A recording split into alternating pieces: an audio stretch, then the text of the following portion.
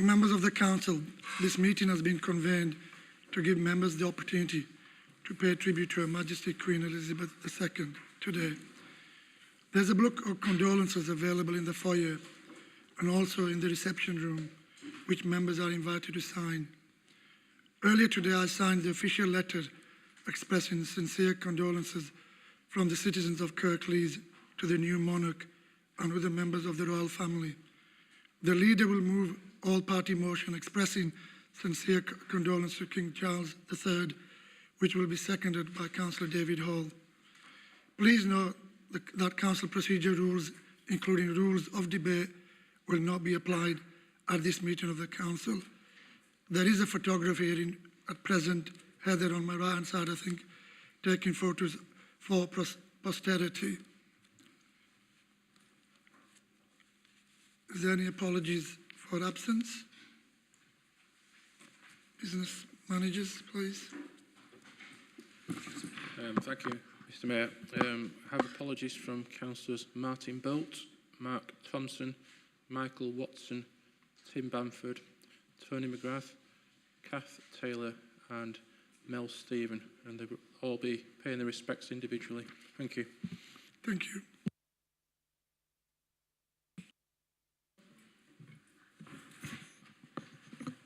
Mr. Mayor,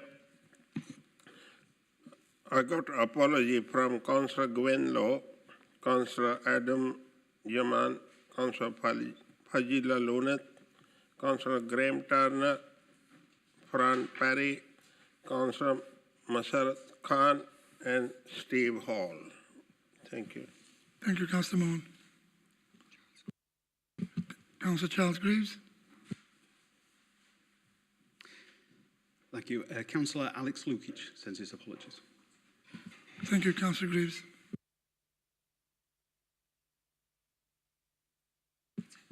Okay, thank you for that. Tributes to Her Majesty Queen Elizabeth II.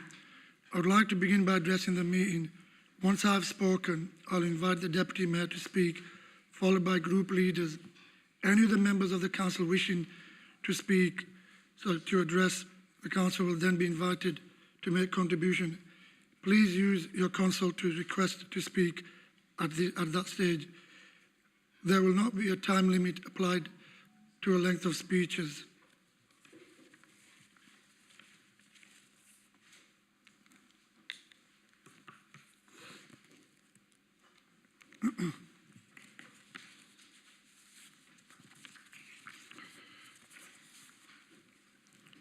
We have come to meet today to pay tribute to our late monarch, Her Majesty Queen Elizabeth II. In my role as Mayor, as it is a civic duty vested in me, I have today sent a letter of condolence on behalf of the citizens of Kirklees to our new King, expressing our sympathy. Her Majesty Queen Elizabeth II was one of our greatest monarchs. She reigned for over 70 years, and her ongoing sense of duty and love for our nation never wavered. She was admired and respected throughout the world. Everywhere Her Majesty went, you could see the heartfelt admiration from people who were in her presence and when she spoke to them. This is truly the end of an era and a huge milestone in our history. Just like her longevity, I'm sure her memory and legacy will live on forever. As one era comes to an end, it is also the start of a new one as we welcome our new King. We have already seen the strength, compassion and dignity of King Charles III and would like to send our condolences on behalf of the borough, but also the best wishes as His Majesty starts his new reign. I would also like to pass on thanks and appreciation to all our council staff and those who worked alongside them for playing their part throughout this historic period of history. Many worked tirelessly and around the clock to ensure that the occasion was marked with dignity and respect. For myself as Mayor, it has been a privilege to conduct my civic duties during behalf of the citizens of our borough. I will now invite the Deputy Mayor to speak.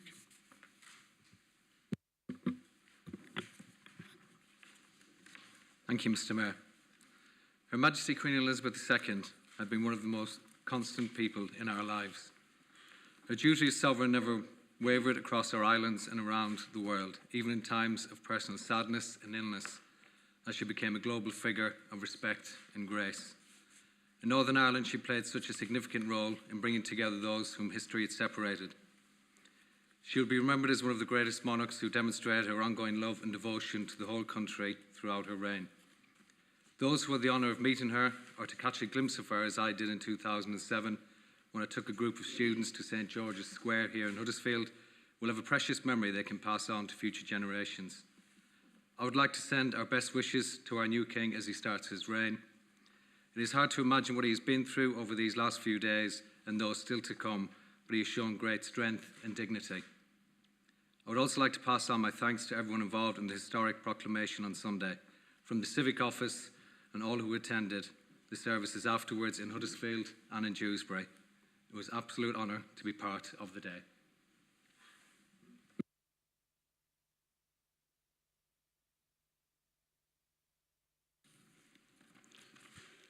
Thank you, Mr. Mayor, and can I just reinforce your message to our staff who have worked extremely hard. Mr. Mayor, when you look back at the footage of Her Majesty's visits to Kirklees, there are a few things that come out very, very strongly. Firstly, it's the crowds who came to see her. People from all over Kirklees travelled to catch a glimpse of Her Majesty, maybe even for just a second or two, and people came out in the hundreds and thousands. This showed genuine enthusiasm, love, respect, and it was obvious in the historic footage, and it's obvious now in the reaction of so many people in the news on her death, and we see queues that are miles and miles long in London. The Queen had an impact on our public consciousness, unlike anything we've seen in our lifetime.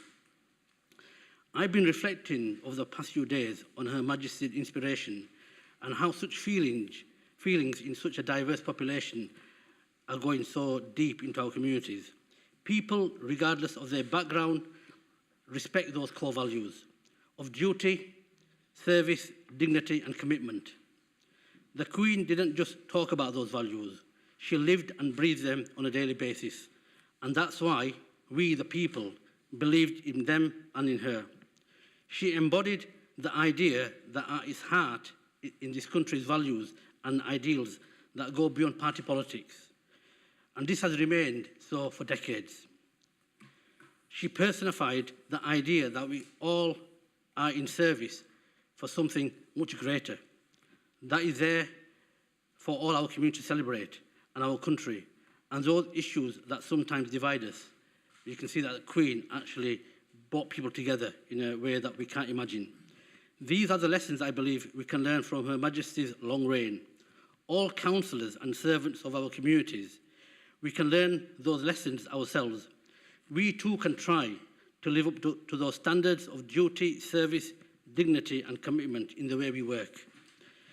As we see the responsibility passed from King Charles III, we see more of our country's values come to the fore, and continuity and stability is a priority. In a changing and unpredictable world, those unifying national standards are more important than ever. But now is not the time to look too far into the future. It is a time to celebrate the lifetime of service to our country and the Commonwealth by Her Majesty the Queen. Mr. Mayor, I just want to finish by saying on behalf of the people of Kirklees, thank you to Your Majesty for glorious 70 years of reign. We have all been inspired by her legacy. Her legacy will live on forever in the story of our nation and the story in our hearts. We send our condolences to the royal family, welcome His Majesty King Charles III to his role, and wish him a long, happy and successful reign. Mr. Mayor, I'd like to move the motion that has been put on everybody's table. It's a cross-party motion that has been signed by all the leaders and deputy leaders of this council. God save the King, Mr. Mayor. Thank you, Councillor Panda.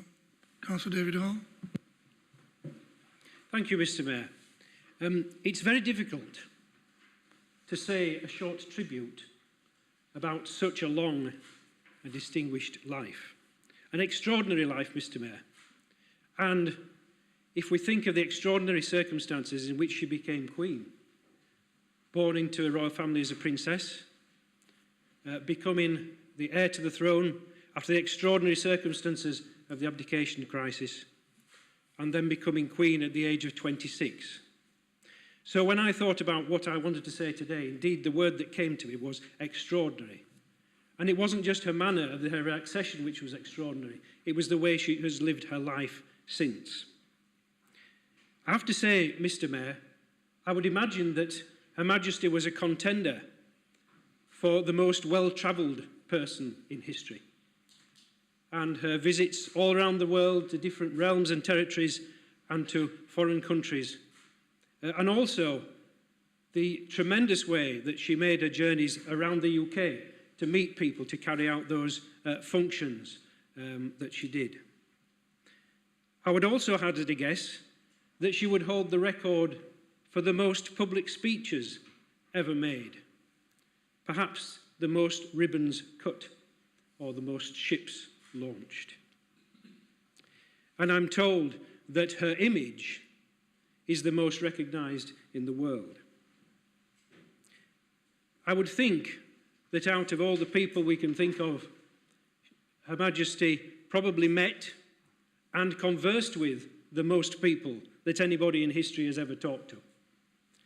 And all those conversations, Mr. Mayor, whether they be at a state function, at a grand banquet, or at a private visit to a nursing home or a nursery school, would have left the recipient with a smile and a memory. I was very fortunate, Mr. Mayor, to talk to some residents earlier this week about Her Majesty's visit to Dewsbury and to Batley in 1954, which they remembered with great fondness. I'm a little too young, Mr. Mayor, to remember that. I was told she was resplendent in a bright blue coat for the occasion. And I remember her visit to Huddersfield in 2007, when she came with Prince Philip. She was wearing a red coat on that occasion, and I remember it was a very heavy one as well, and it was a very, very hot day. And we remarked how amazed we were that she actually left a coat on all day, even though she was in the sun for a good hour and a half. We have a picture on our wall at home of my wife just stood a couple of yards behind the Queen.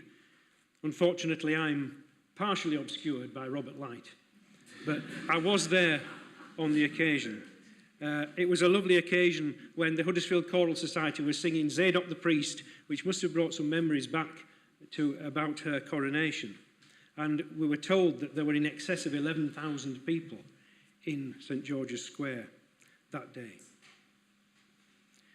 Mr. Mayor, to come to the crown at the age of 26, Her Majesty must have been very dependent on the advice and the wisdom that was imparted to her when she sought it from such as her ministers, and particularly her first Prime Minister, Winston Churchill, who incidentally was born in 1874. And then 70 years later, she received her 15th Prime Minister, incidentally born in 1975. And that wisdom and the advice that she sought in her early days transformed into the wisdom and the advice that she would later impart to her Prime Ministers and her ministers when they sought it. And they knew that that wisdom was informed by a lifetime's experience and a love of her people and a great intellect. And that played out in her statecraft, because although we know she never expressed a political opinion in public, she was a master of statecraft. And on the radio the other day, I was listening to a programme where it was related to us that she had attended a Commonwealth conference many decades ago. And there were things being talked about then to which the nations of the Commonwealth couldn't agree. And it was a time of particular turmoil. But she used her charm and her position to talk to all of those leaders at the Commonwealth Conference individually, not to press a political point or to argue the reverse, but actually to urge that the leaders come together in unanimity so that the conference would end in concord and that the peoples of the Commonwealth would see their nations come away from that conference in a spirit of friendship and as allies. And that's what happened, and it was largely due to her intervention. And we know that the Commonwealth is still a strong institution today because of her interest and her intervention over many years.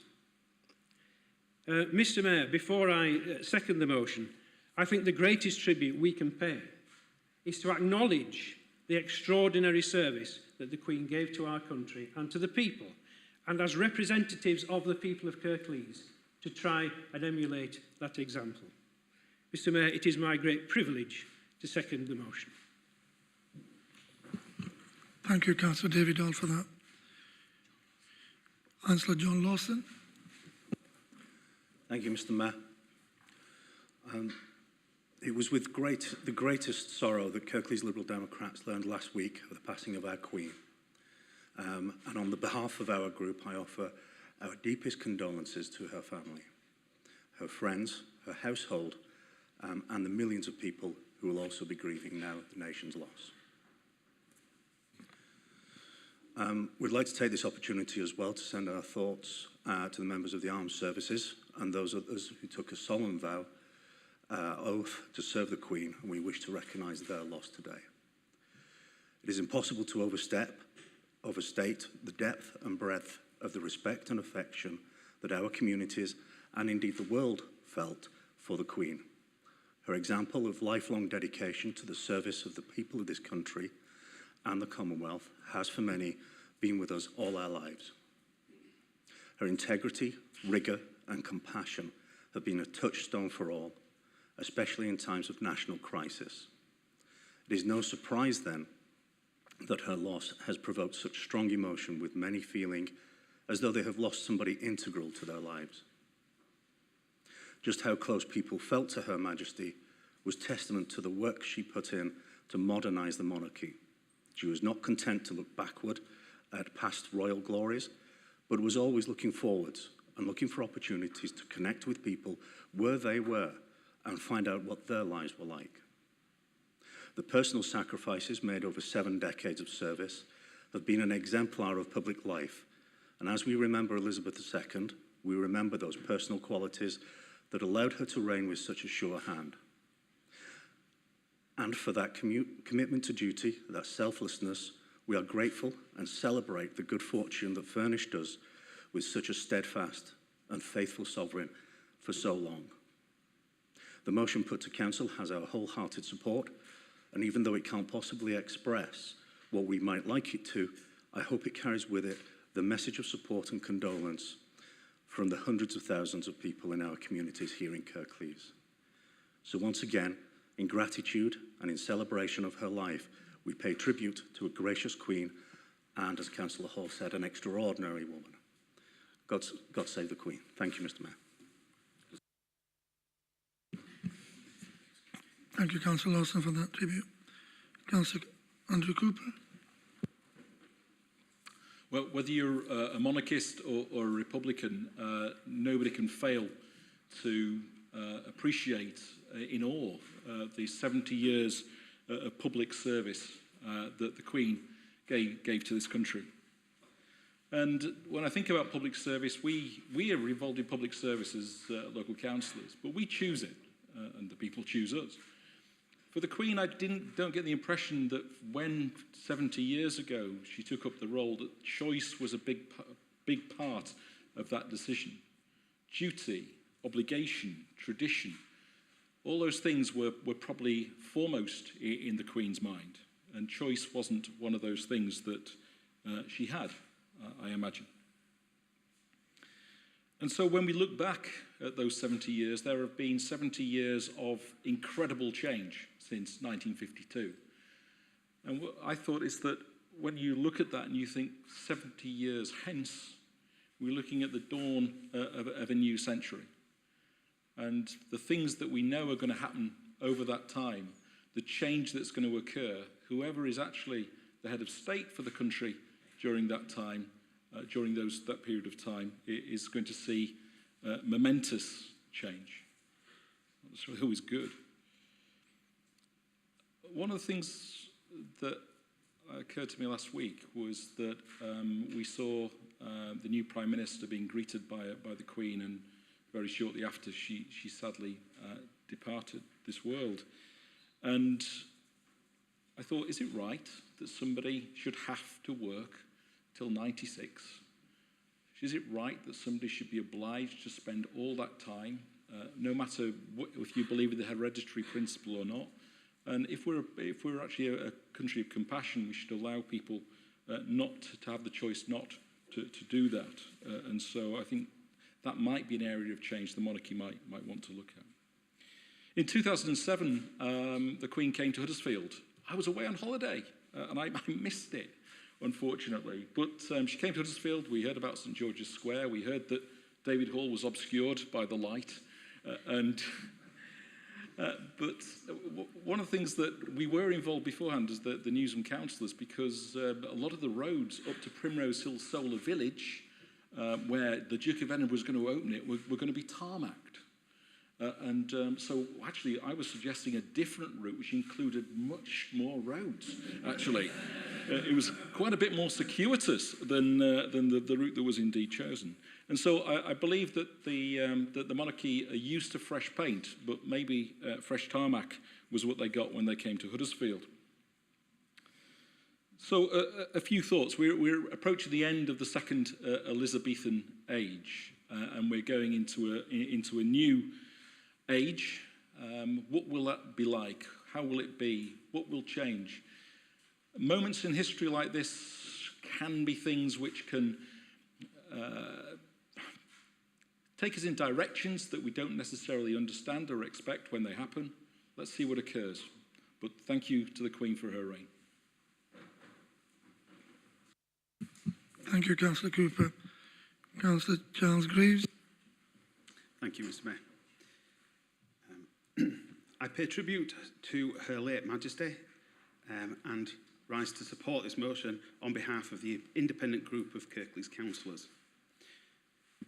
We join together in the mourning for the passing of our Queen. Our sadness at this time is shared by people across the globe, and we remember with admiration a lifetime of service and devotion for which we give our grateful thanks. A unifying figurehead of peoples and nations, through times of trouble and times of joy, during periods of great change, she has been a constant. Her record of public service, her calm leadership, her sense of duty and understanding have steadied and guided this nation for 70 years. And she embodied values that we cherish highly: the rule of law and personal freedom, equality and respect, resilience and kindness, fairness, tolerance, optimism and unity. And they are part of her legacy. I wish to share with you a part of the Queen's Christmas speech from 1957. I cannot lead you into battle. I do not give you laws or administer justice, but I can do something else. I can give you my heart and my devotion to these old islands and to all the peoples of our brotherhood of nations. I believe in our qualities and in our strength. I believe that together we can set an example to the world which will encourage upright people everywhere. A truly extraordinary person and an example to us all, as well as to our new King. Thank you, ma'am. On behalf of all our residents, I wish to express how much we will miss Her Majesty, Queen Elizabeth II. We send our heartfelt condolences to the royal family and pledge our loyalty and support to our new King, Charles III, knowing that he will continue her great work. May our Queen rest in peace. God save the King. If I may, Mr. Mayor, may I read out the speech of my colleague Alex Lukic at this point? Thank you. Councillor Lukic sends his sincere apologies for not being able to join us in person, and he has asked me to read this tribute to Her Majesty on his behalf. We all know this sorrowful time would come, but I'd always hoped it would still be far away. Suddenly, we lost our Queen, and we all realised our country would never be the same. Yet, beyond the pain of a loss that is felt across the world, it will always bring me happiness to know that I have lived under one of the greatest monarchs our country will ever see. It is remarkable to be in my 30s and to realise that I did not see even half of her reign. Our Queen embodied a great generation to which our country owes an unpayable debt. It will always be remembered that, at whatever age, she always strived to use her unique position to the fullest in the service of our United Kingdom, her 14 other realms, and the entire Commonwealth. I send this tribute from Bayo. The Union flag is being flown here at half-mast in front of the town hall, as I have also seen in many other towns and villages across Normandy. Elizabeth II was truly the head of state who inspired the world. May her son, the King's reign, be long and distinguished. Thank you, Mr. Mayor. Thank you, Councillor Reeves.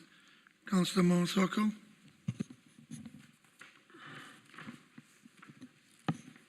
Thank you. Thank you, Mr. Mayor. Mr. Mayor, I would like to make a tribute to Her Majesty the Queen. When I found out about her death, I was at home with my family, my wife, and my 2 daughters. We were watching news of the Queen death unfolding on the TV. We were all in tears. I could not believe the news, as only 2 days earlier, the Queen was receiving the outgoing and new Prime Minister at her residence at Balmoral. I have a great respect for the Queen, who committed her life one of duty and service to the people of United Kingdom. The Queen was widely traveled as head of the state in the world. During her 70-year reign, the Queen made about 270 official visits to the 116 countries in the world. Commonwealth, including the Indian subcontinent, Australia, New Zealand, Afro-Caribbean countries. Myself and my wife were invited to the Queen's garden party many years ago. It was nice to see her in the garden, in the Buckingham Palace. This will always be special memory for me. The Queen has also traveled extensively across the UK, including visit to Huddersfield. I think it's twice, not once. I think over the 30 years. I might be wrong. I think I remember Queen traveled before 2007 when Tom O'Donovan was mayor of Kirklees. I think that time he was in 90s, yeah. And she opened the rugby association office in New North Road in Huddersfield. I might be wrong. I'm not sure. So she paid 2 visits. Yeah, Darren might know that.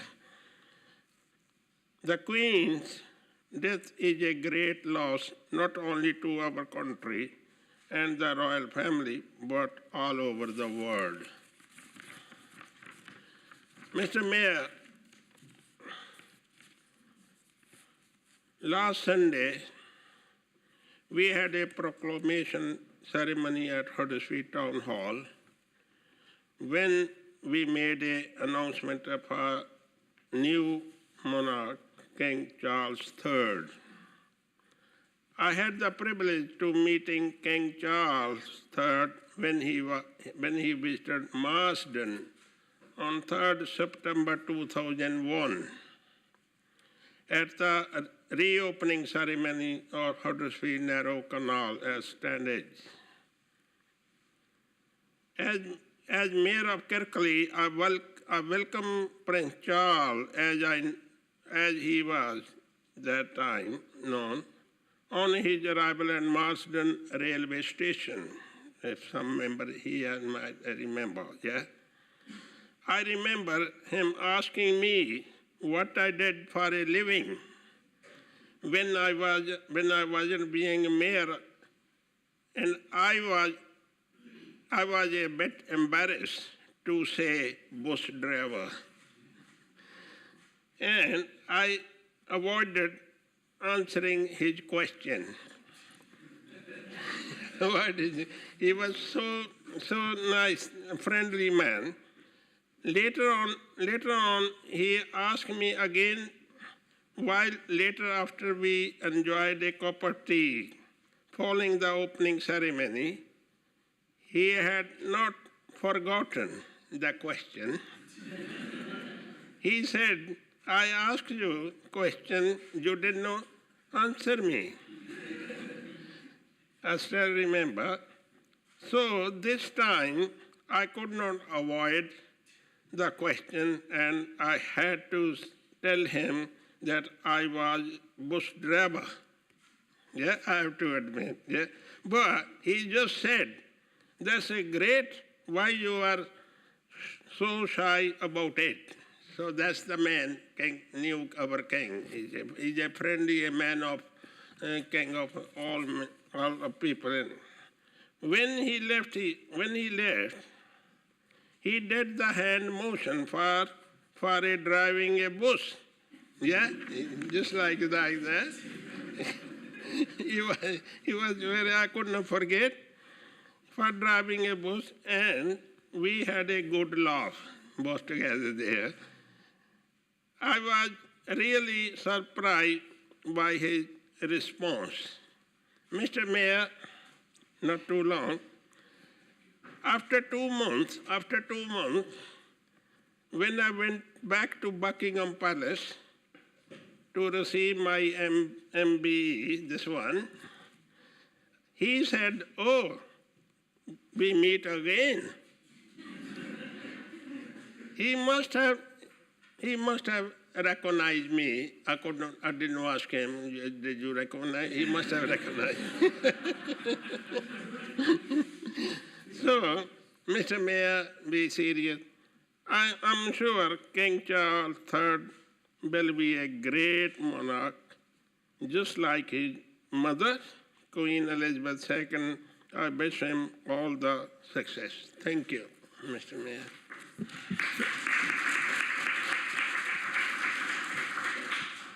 Thank you, Councillor Circle. Councillor Mathers.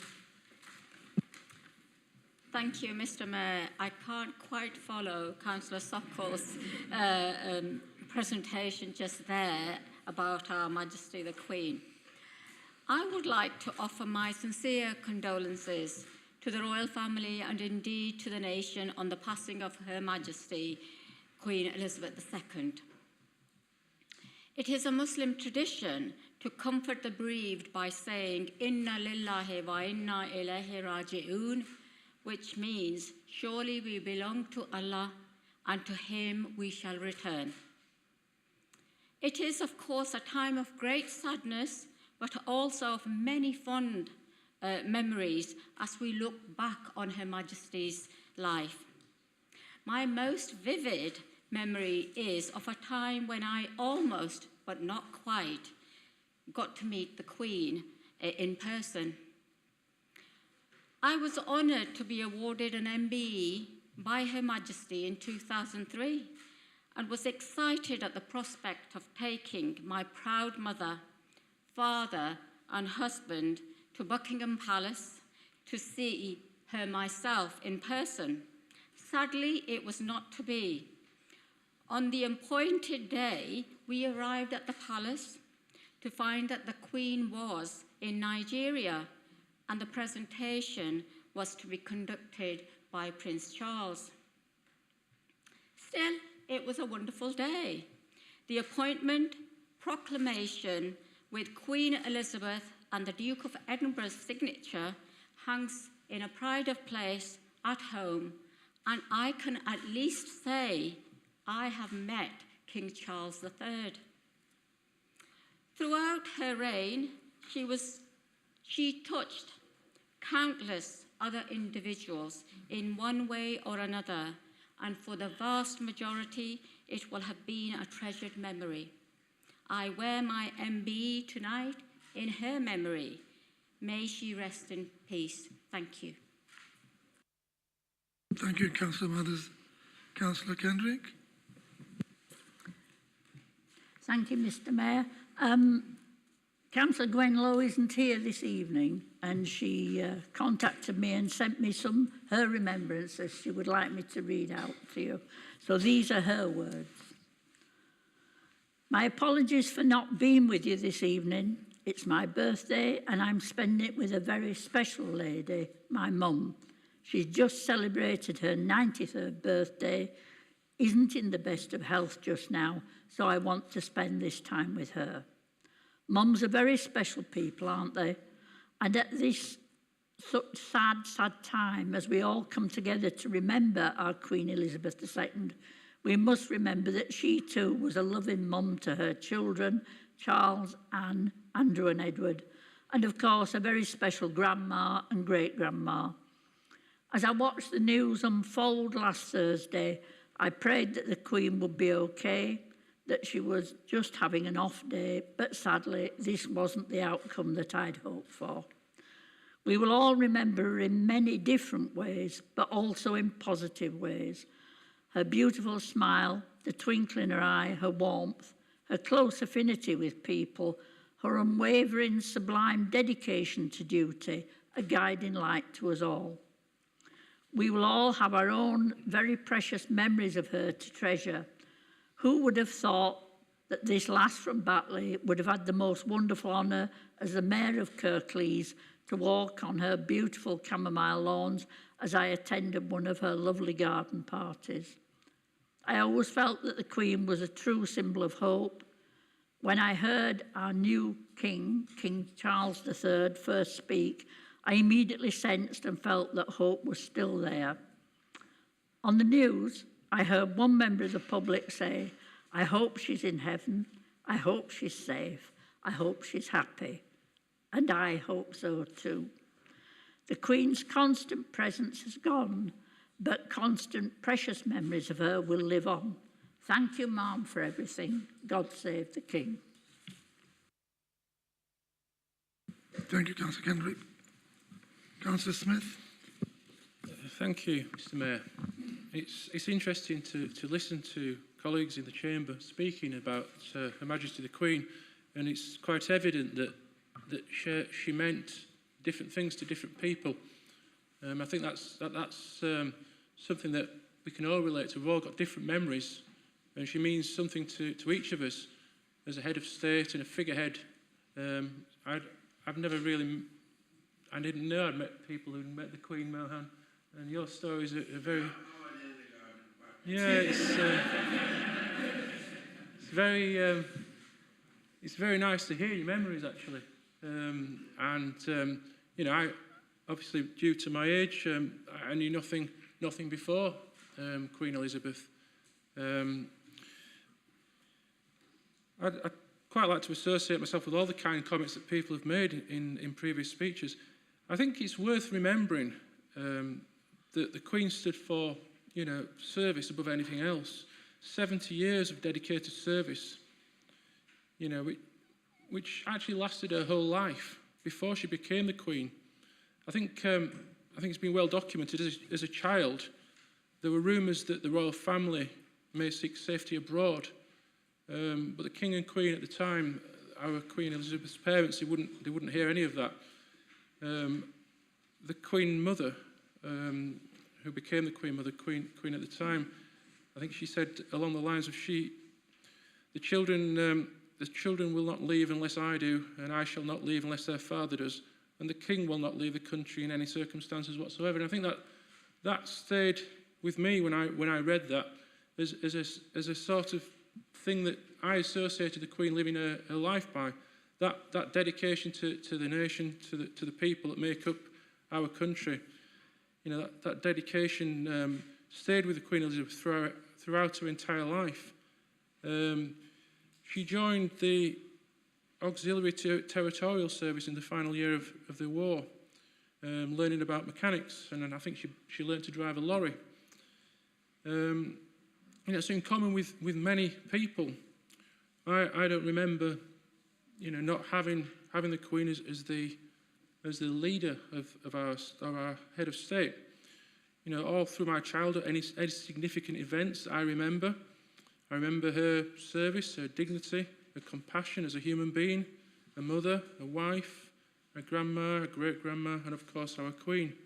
She was a huge part of what I believe makes this country a wonderful place that it is.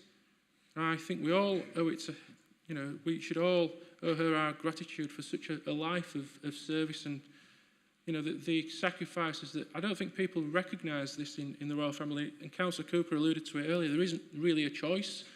She was born to this, and she never said, I want to be Queen. It was sort of, I think it was her destiny from birth. And, she fulfilled that duty throughout the whole of her life. And we've got to respect that. And I recognise that some people have views on monarchy that probably I don't share. And, that aside, I think even people who don't necessarily respect the institution of the monarchy should respect the Queen, and I believe most people do. I would like to close by saying to our new King, King Charles, on behalf of everybody here, condolences on his loss and best wishes for his future reign. Thank you very much. Thank you, Councillor Smith. Councillor Ramsey. Thank you, Mr Mayor, for providing us with the opportunity to pay tribute to our late Queen. I don't have any personal stories about interacting with her. I was never privileged enough to have met her. The nearest I can get to is to borrow a memory from my 91-year-old mother, who was training to be a midwife at St Thomas's in London at the time of the coronation in 1953. Mum recalls waiting on the Mall overnight, a very different kind of experience to the one we've witnessed recently. She described an atmosphere of party as being party-light, with everybody enjoying the anticipation of that big event, but the weather being cold and dreary. She remembers the excitement of seeing the gold carriage carrying the Queen, but also of Queen Salou of Tonga, who was the only person Mum believes who had her hood down that day. After the event, Mum tells me that she slept for 2 days. It must have been exciting and exhausting for the Queen too, as the ceremony itself was 3 hours long, not counting the parade and the celebrations afterwards. And so started that long and celebrated reign. I, like you, like many of you, will have been reviewing quotes from the late Queen, as she had the knack of simply getting to the point. For instance, in a Christmas broadcast in 1974, after a year of turmoil during which Britain entered its first post-war recession, a 3-day week was introduced to conserve electricity due to the miners' strike. General election results led to a hung parliament, Harold Wilson leading minority government, which he then converted later into the year of a majority of 3. The Local Government Act came into effect, which led to the borough of Kirklees being formed. Manchester United were relegated. The IRA claimed responsibility for a bomb exploding at the Houses of Parliament. Lord Lucan disappeared. John Stonehouse was found living in Australia after faking his own death. And sadly, 21 people died in the Birmingham pub bombings. Our late Queen said, "We may hold different points of view, but it is in times of stress and difficulty that we most need to remember that we have much more in common than there is dividing us." These words sound familiar, don't they? And they remind me of the late Joe Cox, who coincidentally was born in 1974. And I think these are words that we will need to remember as we move across the challenges of the upcoming winter. And if you'll indulge me, I'll just give you a couple more quotes that I think are relevant. At this time of national grief, for many of us, it reminds us of the loss of family members, of friends. And the late Queen said at a condolence speech at the families of victims of 9/11, "Grief is the price we pay for love." How true is that? Another Christmas broadcast, 2008. When life seems hard, the courageous don't lie down and accept defeat.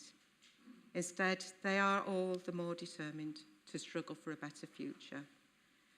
People have paid tribute to the commitment that the late Queen had as a determined public servant, and I think that shows through.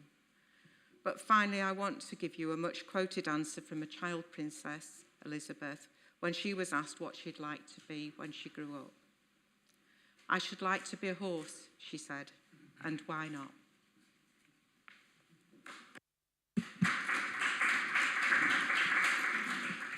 Thank you, Councillor Ramsey.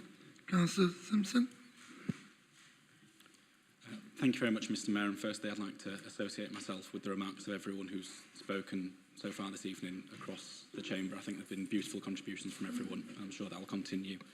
And I'd also like to associate myself with thanks to our staff who responded wonderfully, quickly, and demonstrating our respect and our thanks and our sadness when we got the awful news last week.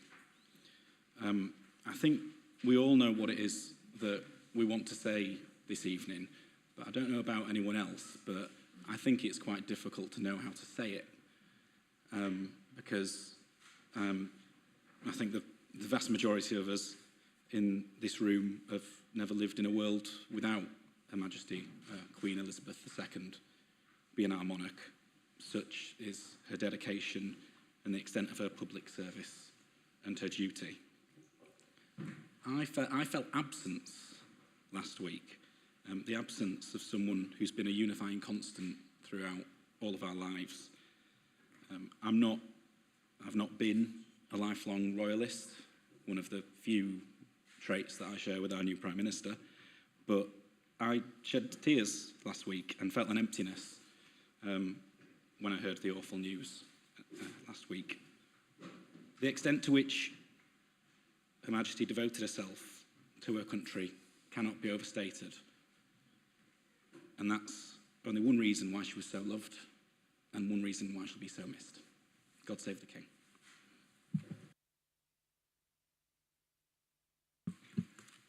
Councillor Hussain. Thank you, Mr. Mayor. This evening, as councillors, we are united to pay our respects to the late Queen Elizabeth II. The late Queen has reigned over this country for 70 years.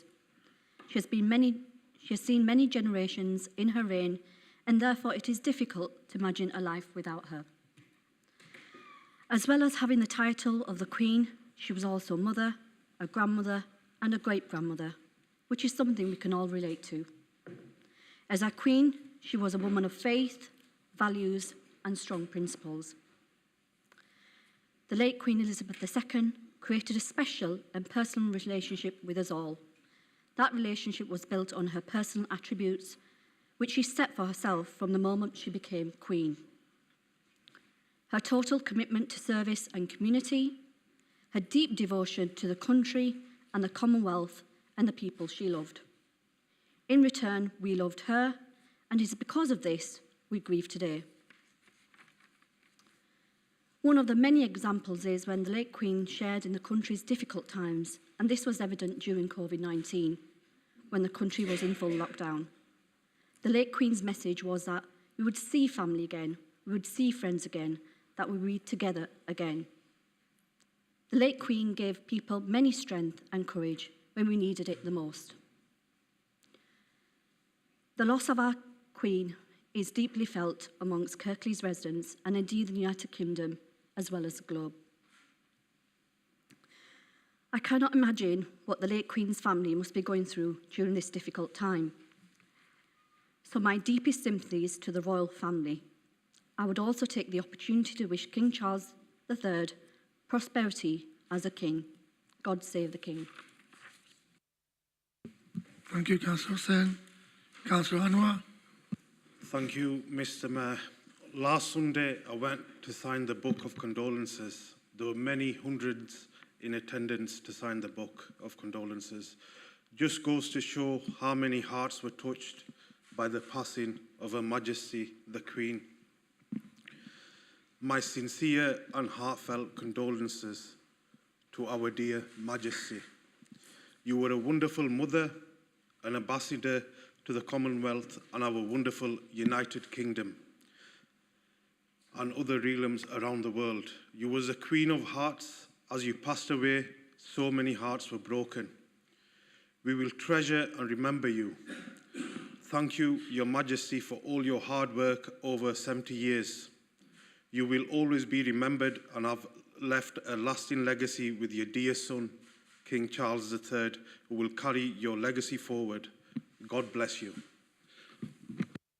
Thank you, Councillor Anwar. Councillor Butt. Thank you, Mr. Mayor. I rise to add my tribute to the late Majesty Queen Elizabeth II on behalf of the residents of Hetman Dwight, and I would like to offer my condolences to His Majesty King Charles III and the royal family on their loss. There have been many tributes to the late Majesty the Queen since her passing, some general and some personal. The fact remains that she's been the one constant for most of us throughout our lives and our living memories. I've always said that life should be big, not necessarily long.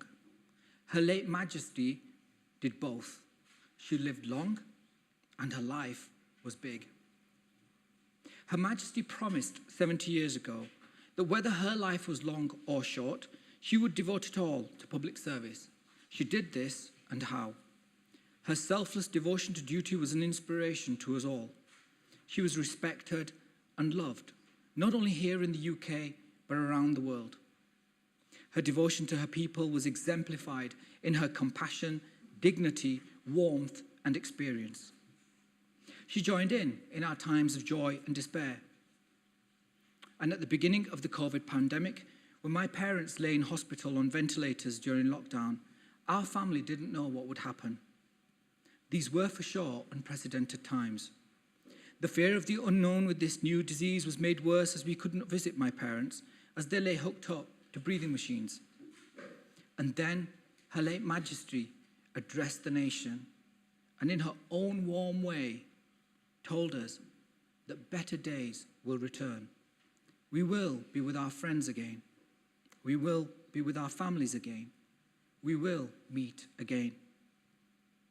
At that moment, Her late Majesty spoke to me. She calmed a restless son who was clinging to prayers and hope that the journey in the back of an ambulance was not the last he would see of his parents.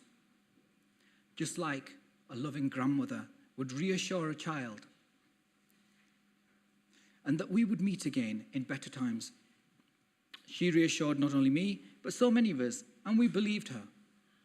Her late Majesty embodied the qualities of warmth, unity, compassion, dignity, grace, and unwavering diligence. She reminded us that humanity and kindness bind us, even though we may pray differently and look different. As the Elizabethan era ends, her values remain, and what better an enduring legacy than this? As the late Pakistani philanthropist Abdul Sattar Eidi said, service to humanity is the rent we pay for our time on earth. Our late Queen was the epitome of this and an example for generations to come.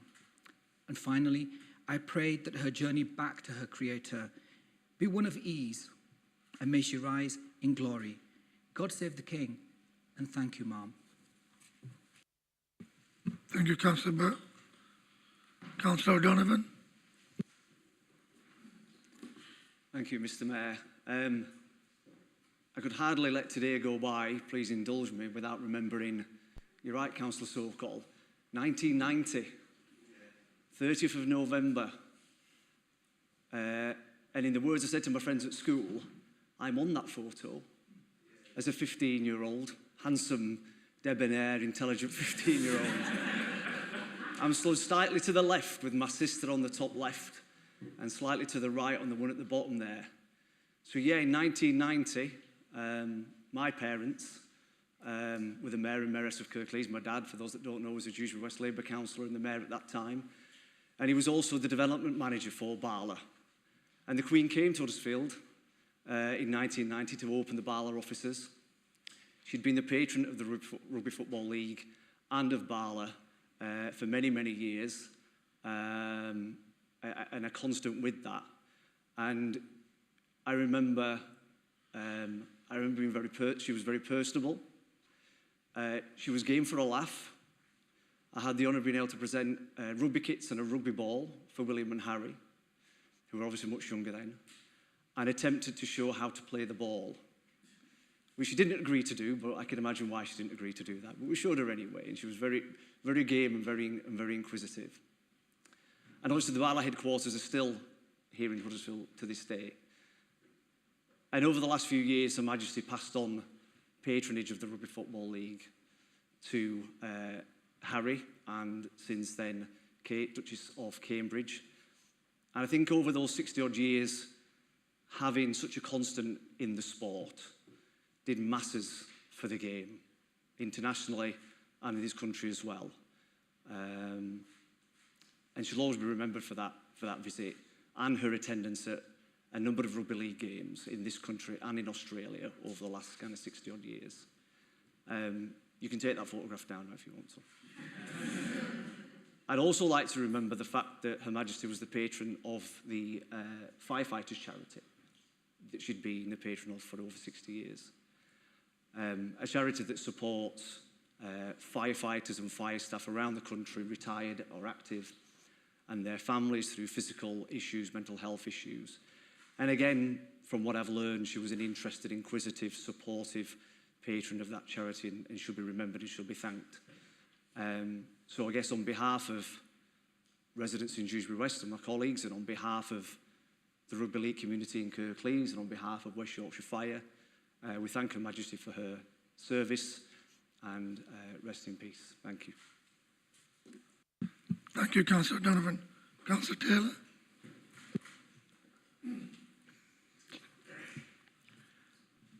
Thank you, Mr. Mayor.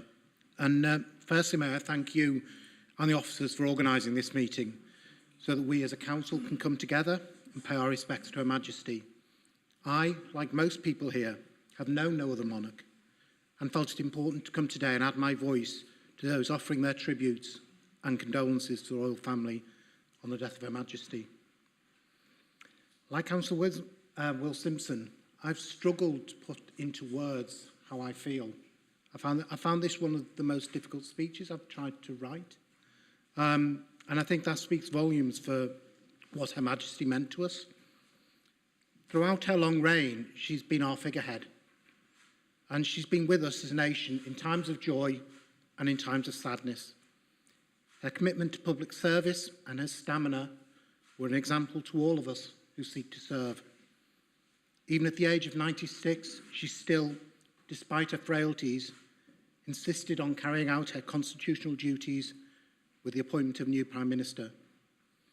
Not for her an early retirement and putting up her feet. She was still there working the daily red boxes right until the end. I think President Macron got it right when he said that whilst we saw her as our Queen, in France and abroad, they just saw her as the Queen. And her longevity, her steadfastness, and her character has seen her recognised and admired across the world, in the Commonwealth as well as this country. She had that ability to connect with people from different backgrounds, ages and cultures. And I've enjoyed hearing many of the anecdotes from those who were lucky enough to meet her about her empathy, her sense of humour, and above all, the ability to make each and every one she met feel important. And then, of course, there was that smile. As we mourn her death, we should also celebrate her life. 70 years of devoted service to this country. She saw this country through many transitions. The recovery from post-war years, the transition from an empire to a Commonwealth, joining the EU and then leaving again. The societal changes from an age of deference to hopefully an age where we'll have a more equal society. Throughout these and many other changes, she remained that point of consistency, changing and yet at the same time remaining very much the same. It is remarkable that despite the difficulties that arose from time to time with members of her family and through the losses of her close family, including her beloved husband, Prince Philip, she remained unswerving in her commitment to her role and the needs of the nation. Never once did she allow her own needs to come before those of the nation she served. She is at peace now and hopefully reunited with her husband. And as is the way of constitutional monarchies, we look forward and we welcome and pledge our allegiance to King Charles III and wish him every success in his reign. God save the King. Thank you, Councillor Taylor. Councillor Zaman.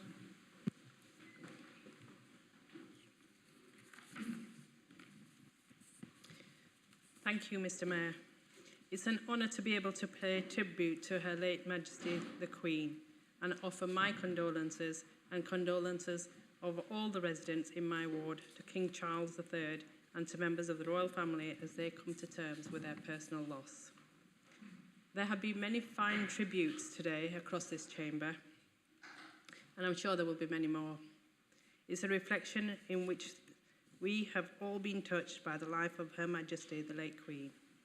What a remarkable woman she was, serving the nation until the very end, committed to her country and her people.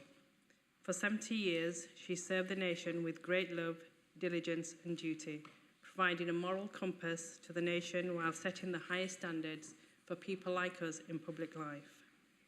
On a personal note, one of my proudest moments was when I was privileged to have been awarded the British Empire Medal in 2014 in Her Majesty's Birthdays Honours List. I was fortunate to have met Her Majesty and visited Buckingham Palace. Hanging out in her garden and attending the garden party was just a very magical experience, something that I will cherish for the rest of my life. More recently, my mum celebrated her 100th birthday, and on receiving the card with Her Majesty's photos on, and on opening the card, my mum was in awe. It was just such an amazing experience to be sitting beside her and her looking at the card and thinking that the Queen has actually taken time out to send her a card.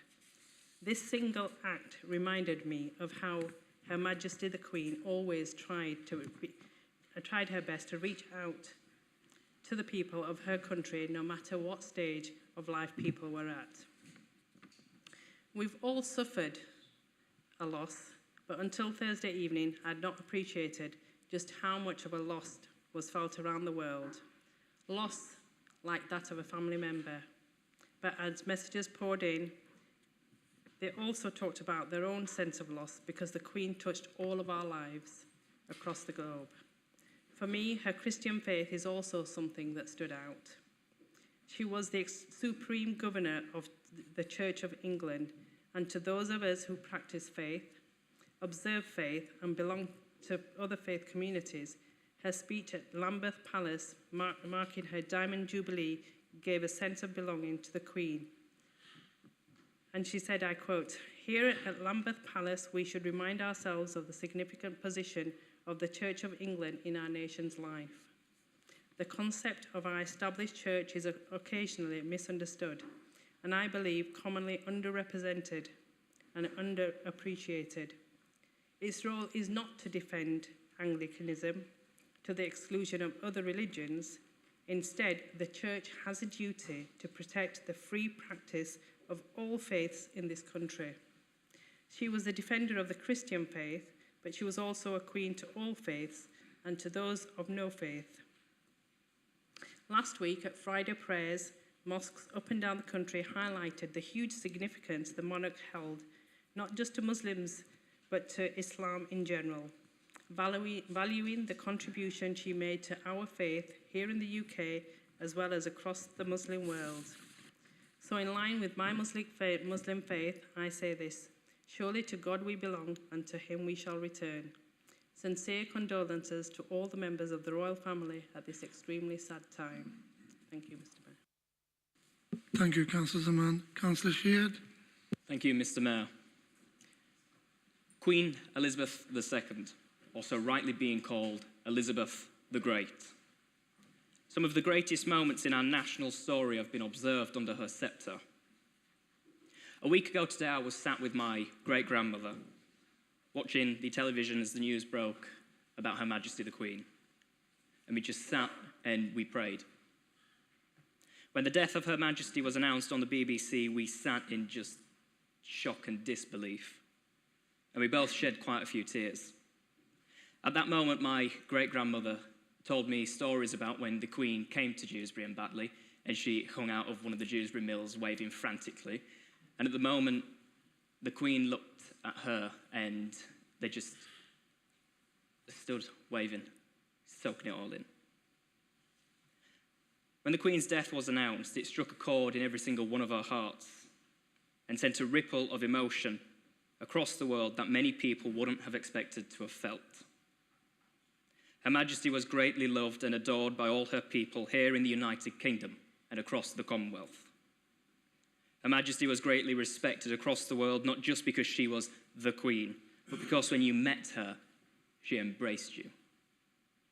Her Majesty's full title, Queen Elizabeth II, by the grace of God of the United Kingdom of Great Britain and Northern Ireland and all her other realms and territories, Queen, Head of the Commonwealth and Defender of the Faith. Since Her Majesty's coronation over 70 years ago, she has loyally served our United Kingdom and our Commonwealth of Nations. Her sense of duty is something about Her Majesty that I have always admired. She never thought of herself a ruler. She always considered herself to be a servant to us, her people. We can see her sense of duty right back to when she was just a young princess, when she served in the military as a mechanic during the Second World War. As a Christian, she has been a great inspiration to me, teaching me the meaning of what it is to be a true Christian. And there's one quote that I want to share with you from Her Majesty that I base my faith around. The life of Jesus Christ, the Prince of Peace, is an inspiration and an anchor in my life, a role model of reconciliation and forgiveness. He stretched out his hands for love and acceptance. Christ's example has taught me to seek and to respect and value people of whatever faith or none.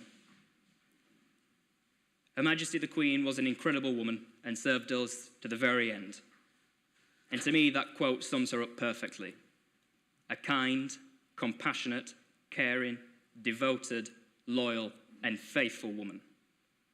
So as we exit this great Elizabethan era, we can look back on it with great admiration for what she has taught and done for us.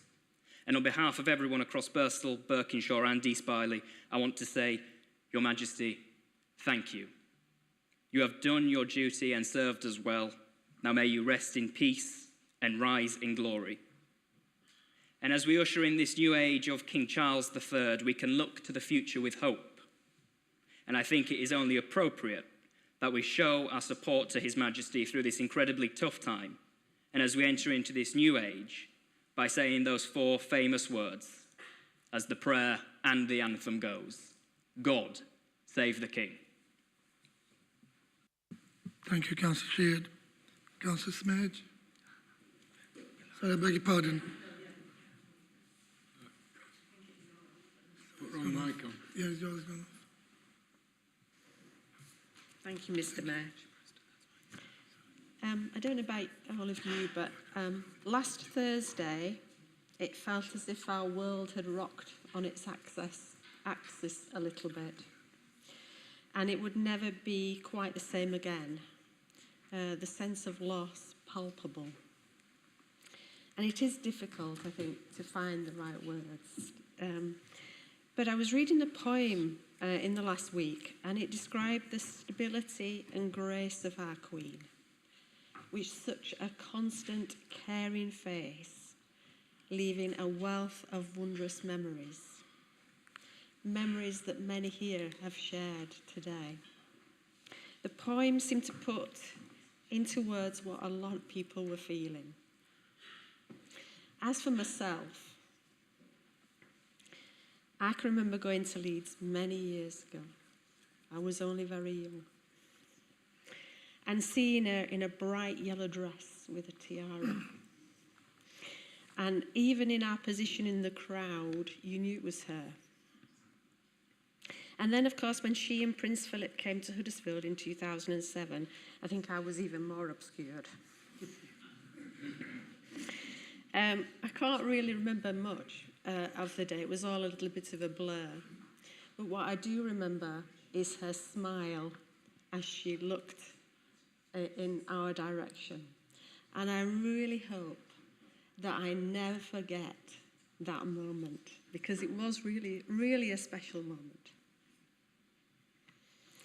The words thank you seem such a short phrase, but I think they're so heartfelt, and I think it is entirely appropriate that we say thank you and send our condolences and our support to the new King. God save the King. Thank you, Councillor Smith. Councillor Hawkins. I think Councillor Armour was in front, I believe, on the list. Is he all right with that? Are you okay with that? Yeah, okay. Well, thank you, Mr. Mayor. Thank you, members. I'll be very brisk. I didn't intend on speaking, but there's something, I think, an overlapping theme that I would like to speak to, and that's sort of the 70 years. It's important that we try and find meaning in loss, whether it's in our personal lives or whether it's a greater loss like the one we're all experiencing now. But 70 years on the throne, and the changes that she will have seen this country and our society go through. Over that time, we've become more tolerant and inclusive, I think, over those 70 years. Technology has advanced greatly. I don't think we're an iPhone wouldn't have even been thought of for most of her reign. So it's we've come so far, and we've overcome great conflicts and injustices, and many challenges do sort of appearing before us as well. But the values she believed in, the loyalty to family and to people, looking for the best in people, duty, commitment and faith of any kind, I think right there, that's a recipe for a long and a happy life and a meaningful life. And those are the values that she embodied. And I think, if anything, we can aspire to emulate those and do our very best. So thank you. Thank you, Councillor Hawkins. Councillor Firth. Donald Firth, that is. Thank you, Mr. Mayor. I will start with a tribute to the work of our late Queen Elizabeth II, for her work on behalf of not only our country, the United Kingdom, but the Commonwealth of Nations and the rest of the world. I have personal recollections. They're a little bit like Councillor Sokolo's. For when I was the Majesty the Queen, I was mayor of this council some years ago now, quite a few years ago actually. My first was being invited to the Royal Garden Party at Buckingham Palace. What a day that was. I will never forget. For once, the sun shone all day, and it was so hot, apparently 74 people collapsed due to heat stroke on the day. My second recollection was the end of my mayoral year. The day after I finished, believe it or not, the Queen and Duke visited Huddersfield University, and of course they were taken round by Robert Light. Fortunately, someone in Kirklees took pity on both myself and my wife, and we had an invite to the lunch, which we will never forget. The Queen and the Duke were probably 2 tables away from our table, so we were quite close. I won't tell you what the Duke said when he saw 2 wine bottles on his table. I won't go into that. And I found it quite weird standing to sing the national anthem with the Queen only a few yards away. It was really weird. Anyway, I recollect both my wife and myself will always recollect what we saw and what we did that year we were mayor. It was something I will never forget. And I would say, Your Majesty, Queen Elizabeth II, rest in peace. God save the King. Thank you, Councillor Firth. Councillor Sawa. Thank you, Mr. Mayor. Like everyone in this chamber, in the United Kingdom, and across the world, I feel a deep sense of sadness on the death of Her Majesty the Queen. I offer my sincere and heartfelt condolence to the King, the Queen Consort, and the entire royal family. There will be many opportunities in the coming days to reflect fully on the Queen's extraordinary life and service. For more than 70 years, Queen Elizabeth has been the great constant in our national life. She has inspired us on occasion, comforted us, and always personified value we hold dear. Throughout her reign, she performed her duties with exceptional wisdom, dedication, and fidelity. I hope it will be a source of comfort to her family that she spent the final days in a place that she loved so much. My heart and my thoughts, and I know those of people across the nation, are with the royal family at this deeply sad moment. Thank you. Thank you, Councillor Silver. Councillor Armour. Yes, thank you, Mr. Mayor. I'd like to start by offering my sincere condolences to the King and to his family. When the young Queen came to the throne in 1952, which was a very good year, I was born that year, the UK was just starting to recover from World War II, but also was facing the uncertainty of the end of empire. The young Elizabeth had to deal with this. She had to work through how, indeed if, the new Commonwealth could establish a role in the world. Her Majesty embraced the Commonwealth, and the Commonwealth embraced her. To the extent that it grew to include countries which had never been part of the empire, but which chose to join the Commonwealth. I think the success of the Commonwealth owed a great deal to the personality of Elizabeth, to her warmth, and very largely to her determination to foster inclusion. She really genuinely believed in the inclusion of all people. She was Queen of all the people, both in the UK and in the dozen or so other nations of which she was monarch. She achieved this by strength of character, by a tremendous sense of duty, and by her determination to serve all of her people. May God grant Elizabeth eternal peace, and may God grant King Charles the wisdom and sense of duty of his mother. God save the King.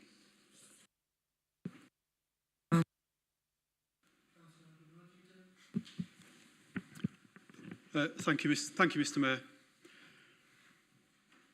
I think it's surprising how many of us have been so touched by the death of the Queen in an emotional way, in a way we wouldn't expect to be. And I think that partly speaks to our shared humanity, that a death is a death, where whoever that might be, and that's been echoed throughout the world.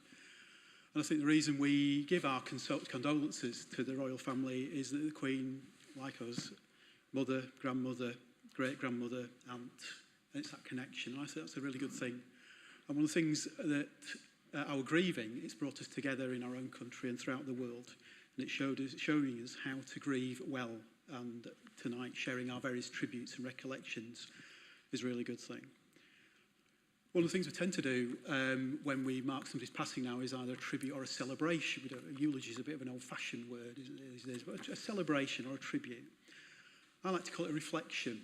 And I don't want to repeat what people have said, but I just want to might share my reflections of why I think this is a really profound moment for us all. I think the Queen has showed us that privilege, on very rare occasions, can be as much a barrier to achieving what you want to do as poverty. And I think we reflected earlier on, she wasn't born to be Queen. Her uncle was heir to the throne when that happened. But she was pushed into a role, and some of us find that. There's particular moments where what she's done has spoken very loudly to us. Where in that privileged position, she's tried to do what all of us would want to do. So when, against the wishes of her parents, she joined the ATS during the Second World War. And she worked alongside people, I like that phrase, getting her hands dirty, learning how to fix stuff, learning how to drive a truck. And that spoke into her humanity, but it's also against the privileged position she was born to. When she danced with President Kwame Nkrumah after the independence of Ghana, to that transition from empire to Commonwealth, and that spoke volumes, and that's something that she did. And that was from a position of privilege, but meeting people where they were. When she drove the King of Saudi Arabia in her own Range Rover round the Windsor Great Park Estate, again, I think she always kept herself within the bounds of propriety in the offices to which she found herself, but that spoke volumes about how she felt unspoken, how the world ought to be. And again, her life is an example which many of us would want for all people, ourselves in our own country, but throughout the world. And we've touched on this as well. It's a long life, a relatively healthy life, a life which she seems to have enjoyed, and we would want that for everybody.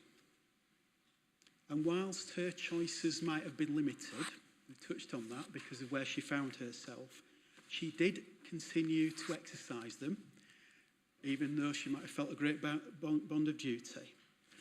And I think my lasting reflection of the Queen, and not everybody wants to do this, but on Tuesday morning she was working, I'm sure doing a job she wanted to do, and on Thursday evening she was at rest. May she rest in peace and rise in glory. Thank you, Councillor Martington. Councillor Eric Firth. Thank you, Mr. Mayor. As you can see, I haven't prepared anything because I didn't intend to speak today. But my colleague, the black sheep of the family, mentioned Donald, mentioned going to the Buckingham Palace, and people have mentioned the visit to Dewsbury. Well, normally I don't tell you how old I am, but I was there. I was marched down from Carlton Road School with all the school came. There were thousands of children in Dewsbury that day. And I won't tell you how I rode over.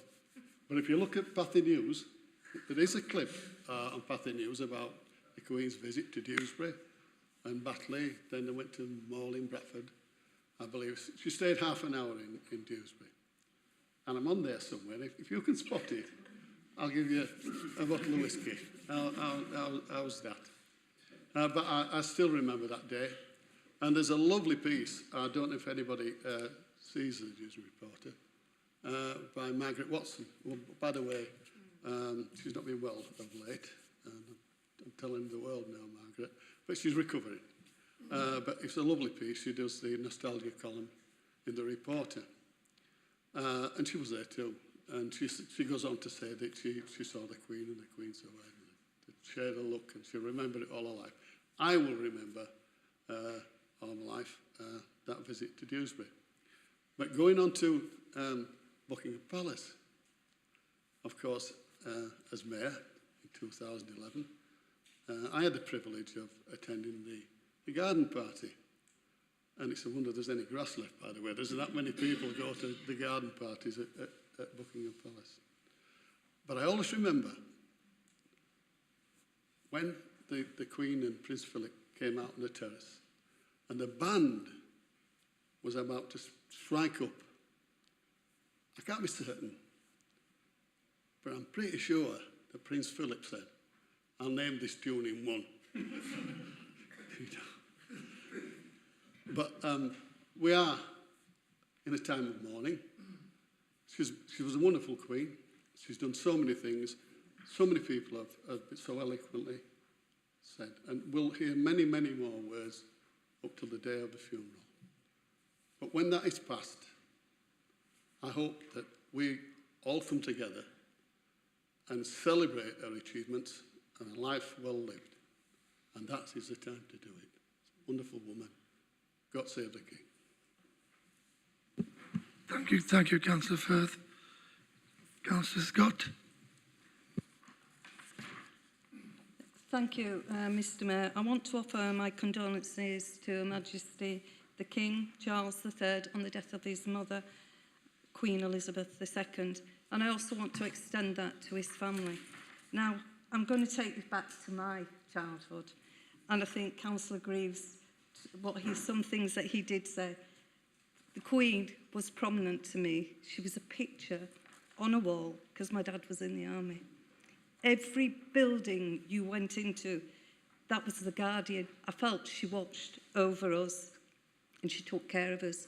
So from the Yemen, Aden, Bahrain, Germany, and then finally I got the chance to come to England.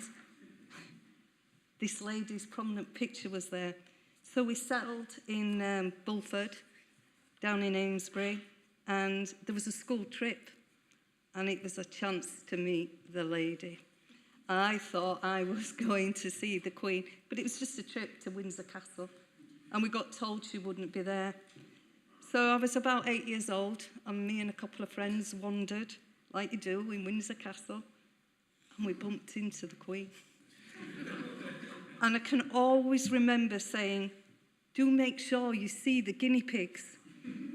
So off we trotted, and I felt she knew me personally because I had a guinea pig called Bert that was father to many, so Albert, so we called him Bertie.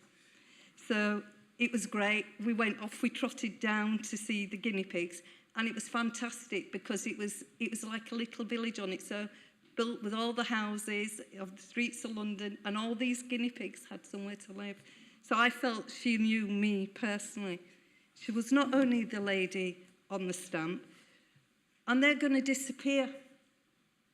And no doubt quite soon, the pictures of Her Majesty that are in this building, every building across this country, will disappear. But can I just tell you, what a selfless lady. And I can only just say that we need to learn from what she did. She was selfless and did everything, particularly in Northern Ireland, Belfast girl. I know what she did to try and help people, and it was about people. So I'll end by saying, God save the King.